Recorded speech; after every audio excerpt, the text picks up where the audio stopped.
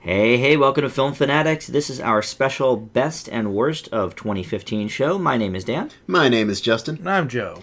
We have for you not only our top 30 films individually, but we've all done a bottom 10 as well, a most disappointing list, and as well, we each gave the other two members of the show a challenge. We started this last year, and keeping the tradition alive, a movie that we felt each of the other gentlemen graded a little too harshly on the first go-around, so we watched them again, and that individual will tell you what they thought. So let's start off with the top 5 most disappointing films of the year. We're going to do all 5 here at once. Joe, let's start that with you. All right, I guess we'll go 5-1. Well, for me, the first one was Joy, mostly because of David O. Russell's previous films. I expected this one to be better than it was. The number 4 would be Focus. It wasn't a bad movie, but I did expect it to be better. Number 3 was Maggie, because I was expecting a Schwarzenegger zombie movie to be something else, but, we'll get to that later. And my number 2 was Avengers Age of Ultron. Compared to the first Avengers, that was disappointing. A lot less than I would have liked it to be. And, of course, my number 1 was Chappie. One of the most anticipated, just wasn't quite up to that level. That is a very good list. Thanks. A couple of those movies we'll actually be hearing about later with Challenge Rule. For me, my number 5 was Southpaw. Sort of like you and Focus, Joe. I liked this movie a lot, but based on the trailer, I definitely expected more. Definitely. Number 4 for me is Sinister 2. I thought the first one was just absolutely fantastic. I don't know that I necessarily expected the second one based on the trailer to be amazing, but it was like really bad. Quite the drop-off from the first one. Number 3 is Joy as well. And I'm with you, Joe. I definitely expected a lot more from David O. Russell. Number 2 for me was Aloha. Another director that I typically enjoy, Cameron Crowe. And the trailer actually looked good for this one. Good cast. And just none of it really worked all that well. And number 1 was Pan. I know Justin, at least, I don't know about you, Joe, but I know Justin wasn't really thinking this was going to be so hot from the trailers. I thought the trailer looked fun. What? You think so? Well, we were making fun of it, so we'll yeah, get to that. I assume so. I wasn't too excited about it either way. But you were really excited? I was super pumped for it. I thought it looked really fun, but it was just, grade-wise, of all these, it was probably among the worst. So pretty bad. All right, Justin, let's hear from you. Great list so far, gentlemen. Thank you. Number 5 for me is The Good Dinosaur. This is lower on the list just because Pixar. All the stories around this. If it wasn't Pixar, this would probably be acceptable.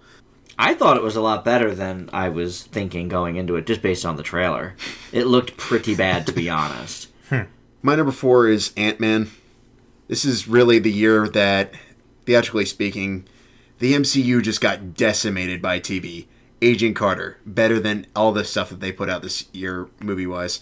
Daredevil. Jessica Jones had some problems, but still probably better than the stuff that they put out this year. True. Ant-Man seriously had nothing to lose, and somehow still managed to underwhelm. My number 3 is Concussion. This was an absolutely fantastic concept that Sony just completely flushed down the tubes. So many lost opportunities here, I honestly don't know where to start. My number 2, I'm sure Dan might be surprised by, is Pan. Oh. Now, I thought you didn't want to see it. Let's get to that, actually. The first 2 trailers, I was sold on. It looked great. There was some mystery. They weren't doing the same Pan shtick that they've been doing 1,900 times over. It had a great cast. Even Joe Wright, who, even though I don't always think he's fantastic, I think he has a great directing eye.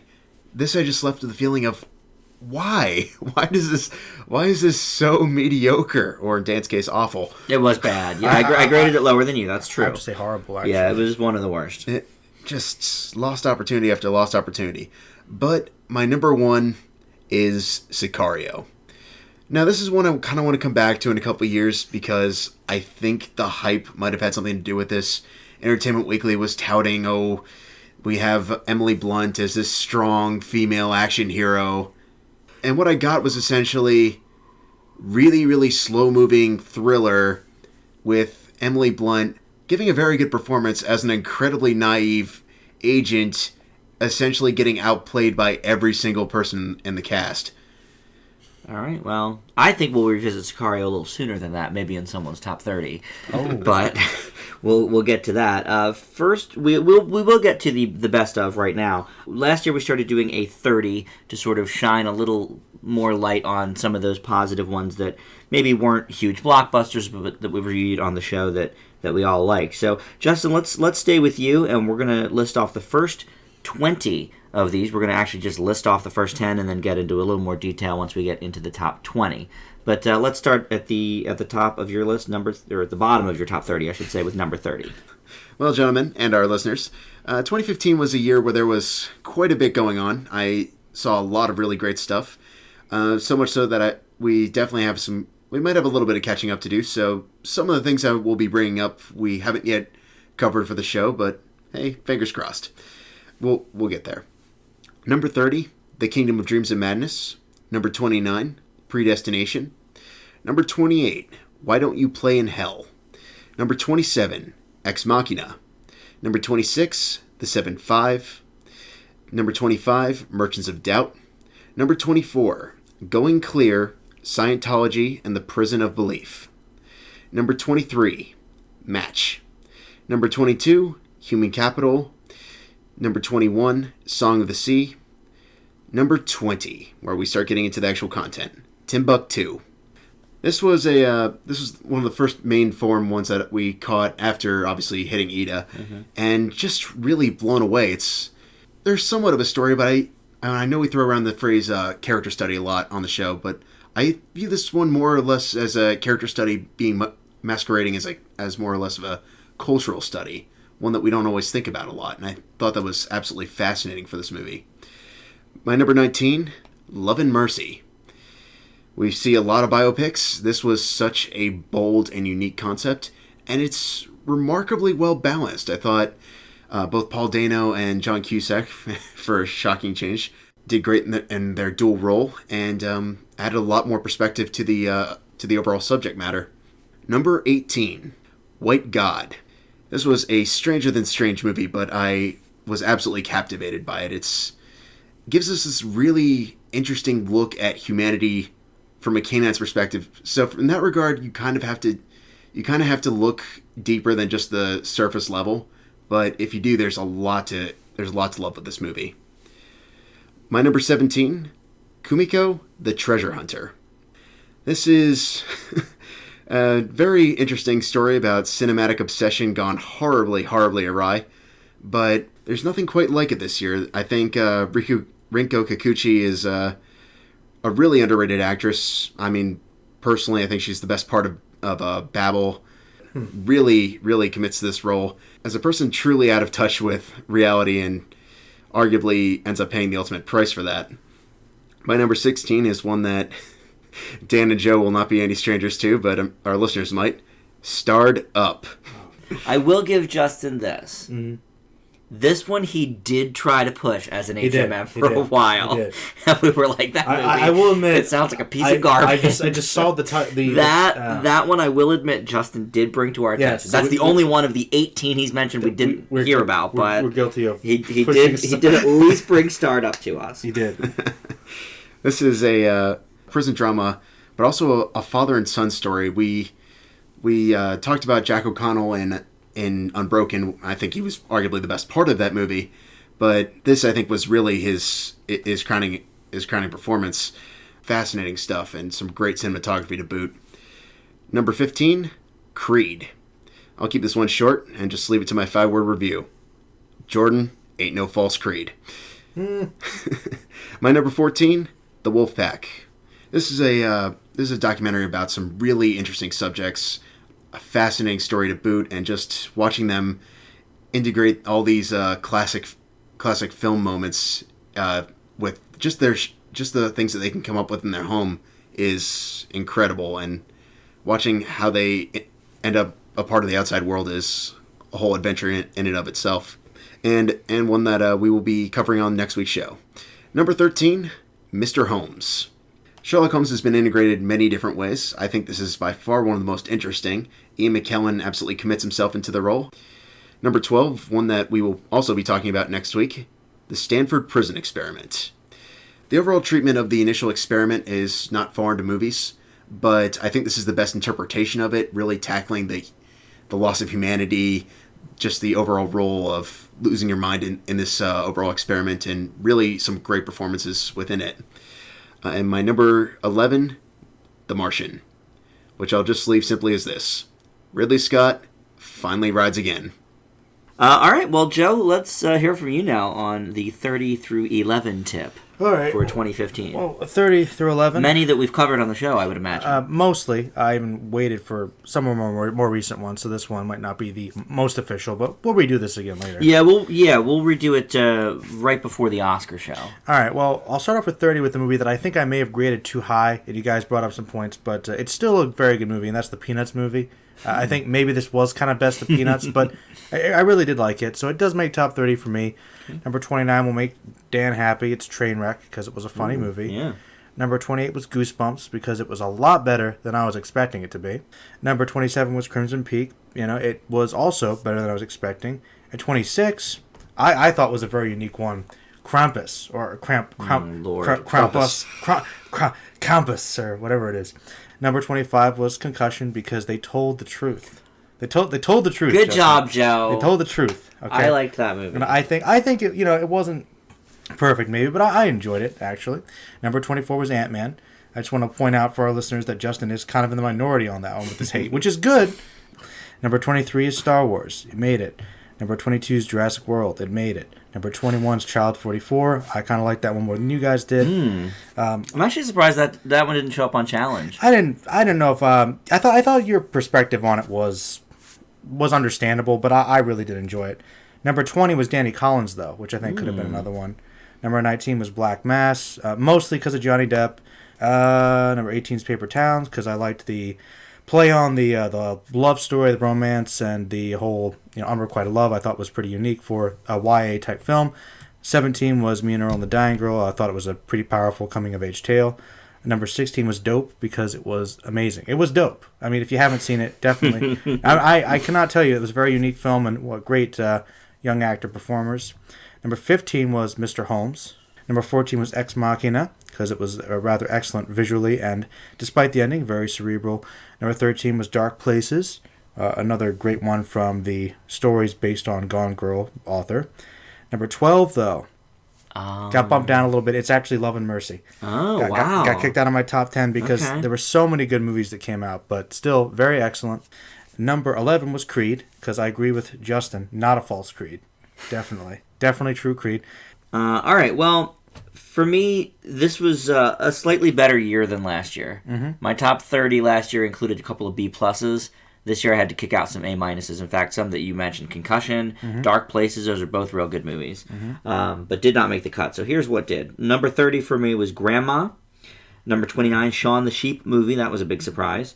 28, Black Mass. 27, 99 Homes. 26, It Follows. 25, The Hateful Eight. We'll be talking about that on next week's show. Number 24, Tangerines. Number 23 was Match. Number 22, Dope. And number 21 was The Guest, one from very early this year. My number 20 is Creed, yet another appearance of this great film. Michael B. Jordan was fantastic, taking over the reins. So I'm looking forward to what comes next in that saga. Number 19, Timbuktu. This was a really surprising movie. It's actually the only foreign film that did make my top 20. Very, very powerful. Number 18, Ex Machina. This was a really well done movie. Great science fiction. A lot of things going on. Good performances. Good cinematography. Well written. Number 17 is The Final Girls. This is, for me, the best comedy of the year. In terms of, straight up comedy. I do like Trainwreck a lot. I like Spy, as we mentioned, but for me, The Final Girls was the most creative for sure. Number 16, Straight Outta Compton. This was just a great biopic. Another fantastic Paul Giamatti as manager role in the music bio. Number 15, Kingsman: The Secret Service. This was on my top 5 most anticipated for last year, and boy, was I not disappointed with this. Fantastic movie, great humor in it, great sort of a spy satire, if you will, but actually was a spy movie as well. Number 14, The Babadook. Now, this is technically one from 2014, but we have on the show what we call the 100 theater rule. If it's not very feasible for us who live in not the biggest city in the country to go see some of these movies, we sort of push them off into the next year if we're able to. So this was just, for me, the horror movie of the year, although It Follows and The Guest, which I mentioned, obviously were also very good. Number 13, The End of the Tour. This is one that Joe brought us for Home Media Week, and I just loved it. Jason Segel gave a great performance, and Jesse Eisenberg, better than usual, I would say. Good chemistry between the two. Number 12, Amy. This is the Amy Winehouse documentary. Very powerful. Even if you're not a fan of Winehouse, you should definitely check this out. It's just a haunting tale of drug abuse. And number 11 for me was Sicario. Justin, not a fan, but I loved it right from the start. I thought Emily Blunt's performance was great, and obviously the other performances were good too. It is maybe a little bit misleading in the title because it's sort of her story, but it's also not her story because it's called Sicario, and that means hitman. So, Yeah. you know, maybe the trailers were a little misleading there, but movie-wise, fantastic. Joe, let's go back to you. And so for challenge rule, like I said at the top of the show, each of us gave a movie that we thought the other two people on the show graded a little too harshly. For Joe, I gave No Escape. And Justin, what did you give for Joe? I gave him Maggie. All right, No Escape was a movie that... There were a couple movies that came out this year that I felt like it was really hard to really discern how I felt about them. I think this one definitely does border into the racist territory. There's no... It's kind of disturbing. I still can't forgive that. And there are some very silly moments. But it does do a good job at making you feel terror, which I think is still the main goal of the movie. And I thought Owen Wilson did a pretty good job. One of the more dramatic minus man performances. So I'd probably bump it up a little bit than what I did before. It's a C+. Okay, I believe it was a D+ before, right? Yeah. So full letter grade. That's awesome. Yeah, it was okay. I still think there's a lot of big problems, but it's not... It didn't bore me. It was entertaining. Performances were okay. Good. Pretty good stunt work. I mean, you can't deny that just throwing... It's true. They threw a baby off a ledge. They threw a baby off the ledge. You're pretty desperate. And, you know, it's silly. That's true. It's easy to joke about, but the scene had enough tension that you can understand why they did it. And for Maggie, also a movie that maybe I went into it with a different perception, which is fine. I still think it could have been better. That's not being contested. Yeah, it definitely could have been better. And I think one of the things that did annoy me is, once again, everybody trying to hail Schwarzenegger for this great performance when he's had a lot of great performances before and people act like it's this strange thing. But he does something a little more restrained. I was going to say it's a bit more grounded than I'd say his Terminator shtick. Yeah, I would say that it's a movie that's outside of the action zone. That's but fair. You got to remember that within the action and the comedy, he's shown his range. He just has two genres he's pretty much stuck in. So I'll bump this one a little bit more. I think it's a B+ now versus the B- before. Okay. It's not too bad. Performances were good. Plus, Abigail's great as well.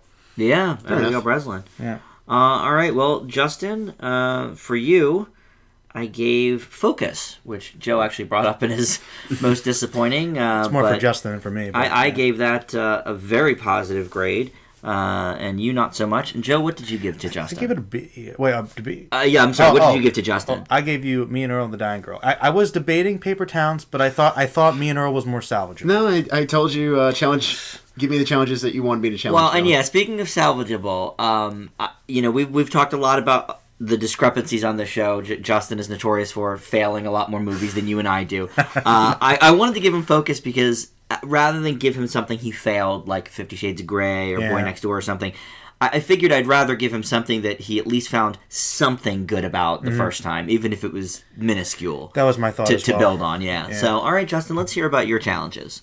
All right. Well, I guess we'll start with Focus. Now, when I originally reviewed this, I called it basically Smugger Than Smug. I still stand on that to some extent, but here's the thing, gentlemen. This is a story about thieves, con artists. You got to be a little cocky to some extent. Mm-hmm. And even though it doesn't make for the most entertaining material, at least for me anyways, I can at least understand that on the second go-round. Alongside that, Will Smith and Margot Robbie, I believe it is, really good chemistry. And I thought... They do. That's something Joe and I hit home a lot. I did enjoy that. They actually, on the second viewing, they did actually compensate some of the weaker scenes for me. So I'm going to raise my grade from a D to a C. All right, very good. And then for Joe's, me and Earl. Okay. There we go.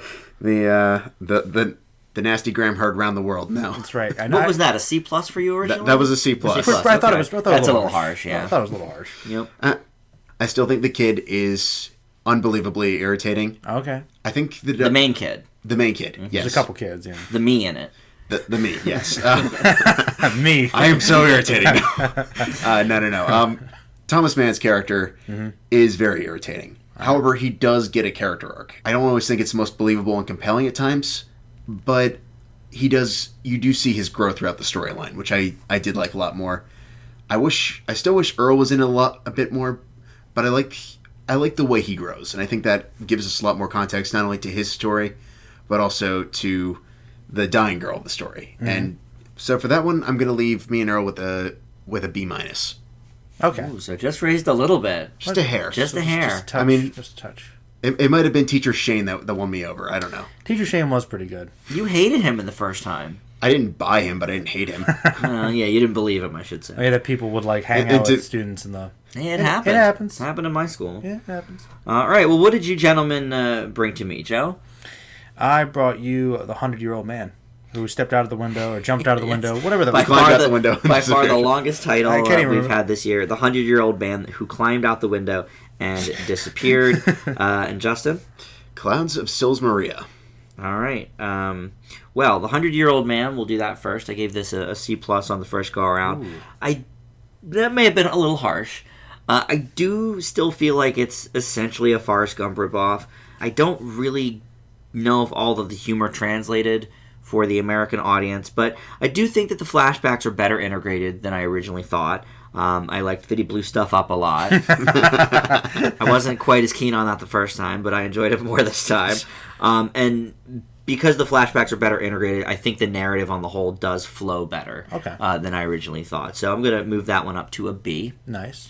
And for Clouds of Sils Maria, which I originally gave a C plus to, I think that the parallels to Birdman are more than obvious here, like I thought the first time. But I will say that the Chloe Grace Moretz character, she's probably better written than I first gave her credit for. I do think she's annoying, but obviously she's supposed to be. She's built that way as her character. There's still too many endings. Agreed. I don't know what they were going, what they were going on. What were you trying there. to say for the conclusion of And they've got these, the pointless chapter breaks, chapter 1, chapter 2, and then the epilogue, which is 20 minutes, which I don't understand. Just drop those. So that stuff makes it just so indie and like trying too hard. But Binoche, I always thought she gave a great performance. That's true. She's why it wasn't a negative on the first go around.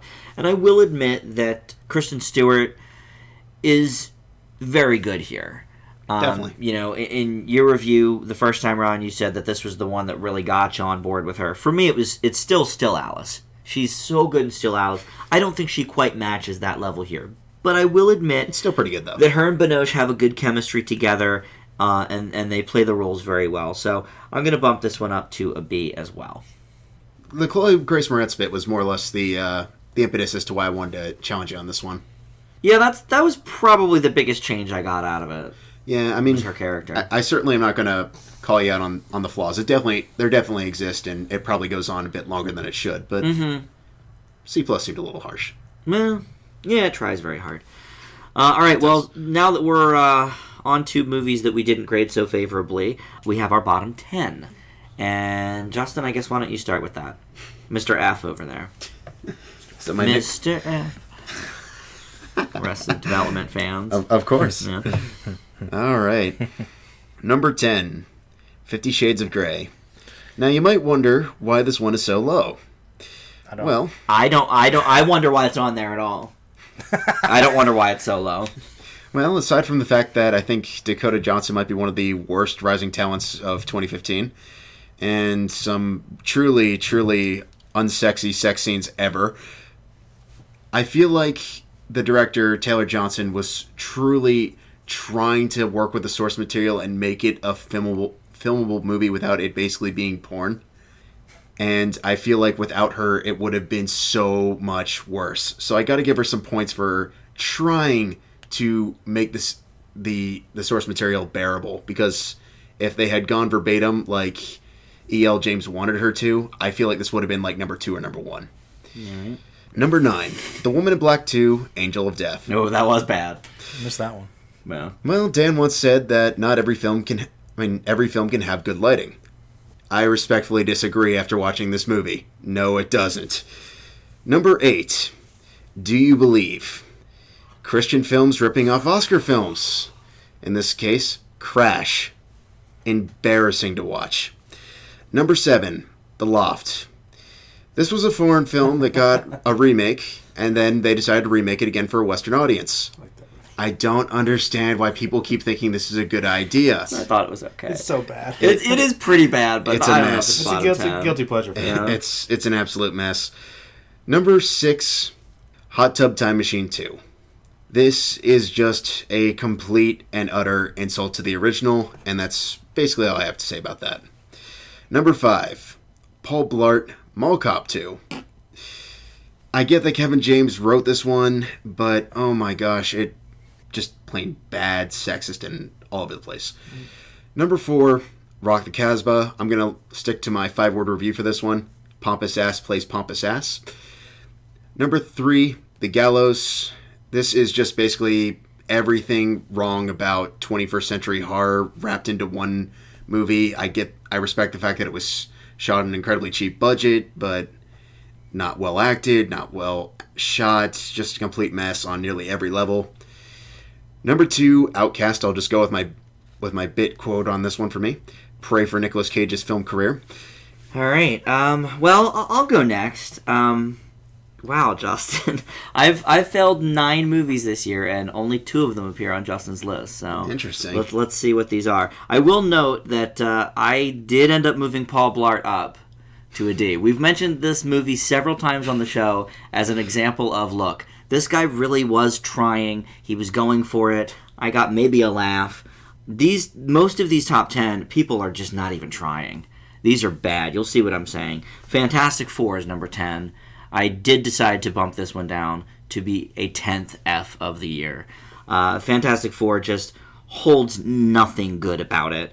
I originally liked the Miles Teller performance, and the Michael B. Jordan was okay, but it's just not saving this movie for me. Number 9, Black Hat. Hemsworth, awful, awful, awful. Hopefully the Snow White sequel will be good with the Huntsman, because his non-Marvel movies are... Between this and Red Dawn and some of the other ones, Heart of the Sea, not too good. Number 8, Hell and Back. This was the stop-motion animation with Nick Swardson and Bob Odenkirk and a bunch of other people about hell. It was not funny. Number 7, Open Windows. Now, I know this one probably won't be on anyone else's list, because I know for Joe it's more of a guilty pleasure movie. I thought this was god-awful. It's pretty bad. What is Elijah Wood doing? I don't know. Number 6 is Love the Coopers. Ooh. Just bad all the way around. They make fun of dementia at one point. Talk about a movie that tries to be Crash, Justin. This is, trying to fit everything all together, and this is probably, I guess, more trying to be like Valentine's Day or something. New Year's Eve, yeah. But still, on that same tip. Number 5, Hitman Agent 47. This one, nobody was trying for anything. I admit that the first Hitman I also gave an F to, but this is just as bad. Number 4, I'm with you, Justin, Rock the Casbah. Bill Murray just... What happened? What are you doing? The Kate Hudson thing. Half of the people in this movie didn't even have any business being in it. The Bruce Willis character's pointless. There was another character that was real pointless, too. Well, all of them, really, I guess I should say. Number 3, Hot Tub Time Machine 2.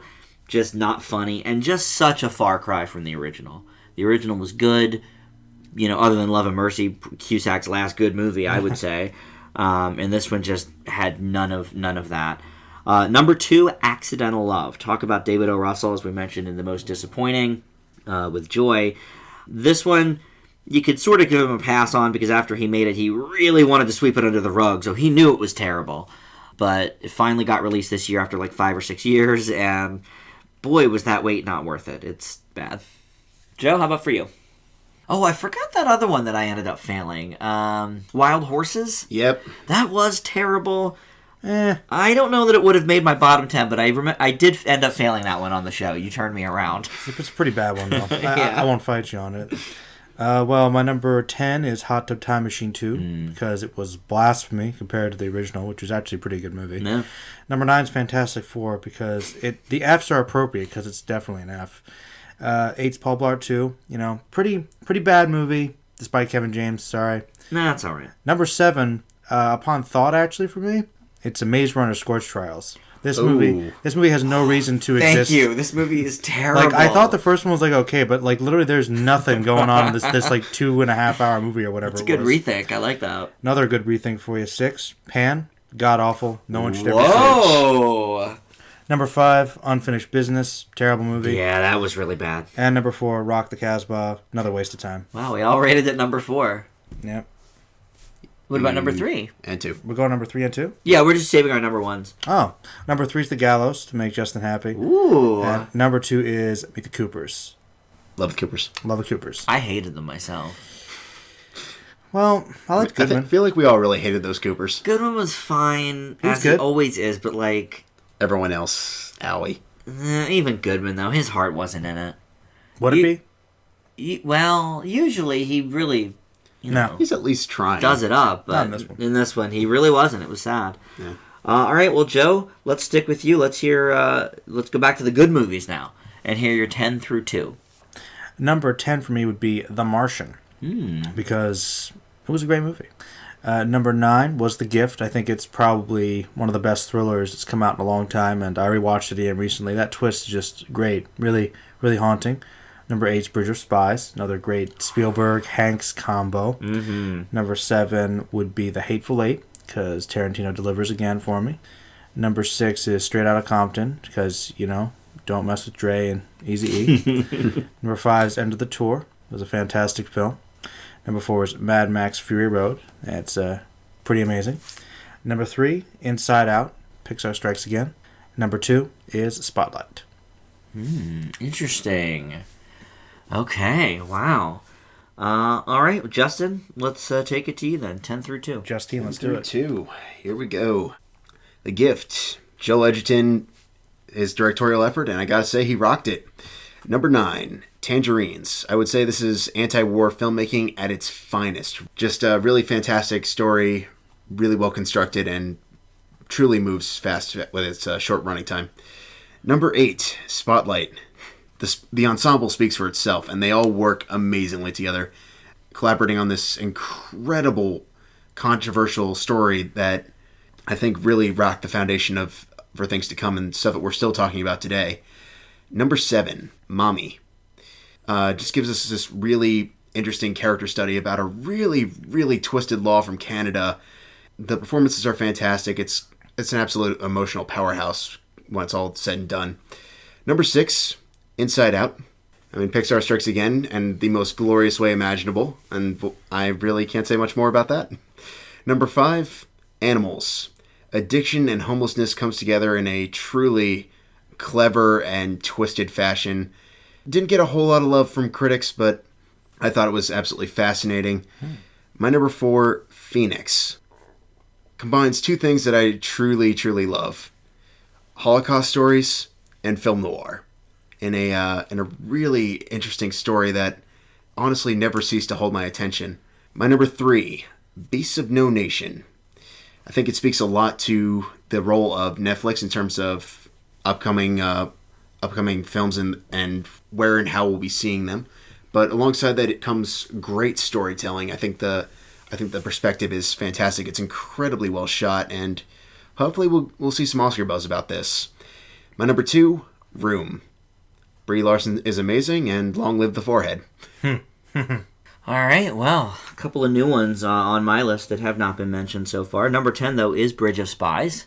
Joe, I agree. This is just another great Hanks-Spielberg collabo, and a great supporting turn from Mark Rylance, I believe it is, who plays the Russian spy. Would it help? Would it help? Number 9 is Citizen 4. This is one we talked about not too long ago on the show as a home media moment. Just a fantastic documentary. This is the movie about Edward Snowden. And number 8 is Paddington. Joe, I'm surprised this wasn't on your list. This was just one of my early favorites this year. The first movie that came out in 2015 that I really, truly loved. I thought it was a huge surprise. Nicole Kidman was fantastic as the villain. Number 7 for me was Spotlight. Very, very good. I think it will get some awards love. Number 6, Love and Mercy. Absolutely the best music biopic of the year. This one really got me with the dual roles. The 60s Brian Wilson, the 80s Brian Wilson, and like Justin mentioned, Cusack's best comeback in a long time. Yeah, and Elizabeth Banks with her dramatic performance, which was fantastic. Whoa, yeah. Number 5, The Martian. Just loved this movie. If you're going to talk about rewatchability, I've seen this one about 4 times more than any other movie this year, and can't wait to buy it when it comes out on Blu-ray as well. Just a fantastic movie. Matt Damon just kills it there. Number 4 for me, Inside Out. I agree, guys. Pixar really back. Good Dinosaur notwithstanding, this was definitely a good year for Pixar. And number 3, Mad Max, Fury Road. This was very good. My first experience with Mad Max, and I loved it. I was on board from the start. And number 2 for me is Room. Brie Larson really just gave a captivating performance. And Jacob, what's his name? The young boy. Jacob Tremblay. What a revelation that kid is to really carry this movie on his shoulders. He's in pretty much every scene, I believe. And he just is fantastic. He hopefully will be one to watch in years to come. All right, so we've got our worst, our number 1 worst, and the number 1 best. Justin, let's go back to you. What is your least favorite movie of 2015? It's got to go to Accidental Love, Dan. I figured when I didn't hear it. I mean, David O. Russell can sweep this under the rug all well he pleases, but at the end of the day, he still at some point thought this movie was a good idea, and that I cannot forgive. I don't even know how he got the talent for this movie. Unbelievably offensive and dumb and boring on nearly every possible level. A complete disaster. Yeah, boring's not what you want to hear for a comedy. All right, well, what is your favorite? My favorite? Got to go to Mad Max Fury Road. Actually, a couple weeks ago, I decided to watch this one again, sort of asking myself, does it still hold up? Because I did switch it to an A+, but I was wondering if we would lose anything on the home viewing experience. Certainly doesn't have quite the same punch as you would in theaters, but still a fantastic story with a lot of subtext and truly showing that the Mad Max franchise has a very, very bright and exciting future. Joe, how about for you? Your least favorite film of the year? Well, it's a comedy that I saw with you, Dan. Had a hard time staying awake in it. Oh, no. Hot Pursuit, then it's gotta be. It's Hot Pursuit. You did almost fall asleep in that movie. That movie is god-awful. It is really bad. Just like a schlong of different random ideas thrown together by 2 people that have done much better work. It's not funny. It's annoying. There's no reason to see that one. Hot Pursuit is horrible. What is your favorite of the year? My favorite of the year is a much better way to spend your time. It's Brooklyn. I thought some really great performances and just a wonderful time period piece. A great love story, great visuals, editing. Except, Justin didn't like that one scene. But other than that, fantastic. The Door. Yes. What was it, The Door to New York? I hated The New York Door. I personally loved The Door to New York. I thought it was fantastic, but wonderful movie, and one I was not expecting to like anywhere near as much as I did. All right. Well, I can't deny that Hot Pursuit was not good. I didn't end up failing it, though. So my number 1 worst of the year is Outcast. Hayden Christensen. That's number 1. That's a pretty bad one. And it is. Nick Cage with the accent. I don't know what you're doing. It was very, very awful. Uninspired action scenes. Just the whole kit and caboodle. However, I do agree with you with the best movie of the year. Oh, that's good. Brooklyn is just outstanding. I really, really hope that, at least from the films we've seen thus far, that it goes away with a lot of awards this year. Saoirse Ronan gives a fantastic performance. I am an okay fan. I think she is good in not great movies sometimes, but here she's phenomenal in a phenomenal movie. And I can't agree with you more, Joe. It's the best movie of the year. Well, there it is. There it is. Yeah. We'll go over these again come Oscar season when we watch some of the other films. We mentioned some that we'll be talking about next week with like The Hateful Eight and stuff, and some of Justin's will be hopefully tackling with the home media moments before too long. But there's also The Revenant and Carol and The Big Short and a lot of movies with awards buzz around them. So we will recap our top 20 best coming up in about a month and a half right before the Oscars. But that will do it for this program. And Joe, I know you've put a bunch of best of the year stuff up on your individual channel. You have a Q&A at the end of the year and the best videos you've done, all that kind of good stuff. All kinds of stuff. Yeah. And our subscriber base continues to grow, so if you are not part of that yet, go ahead and join up there right here on the page. And the Facebook group is up and running, Film Fanatics with an exclamation point, and the Twitter feed is always at Film Fanatics Pod. Thanks so much for listening, and we'll see you back here next time. Bye!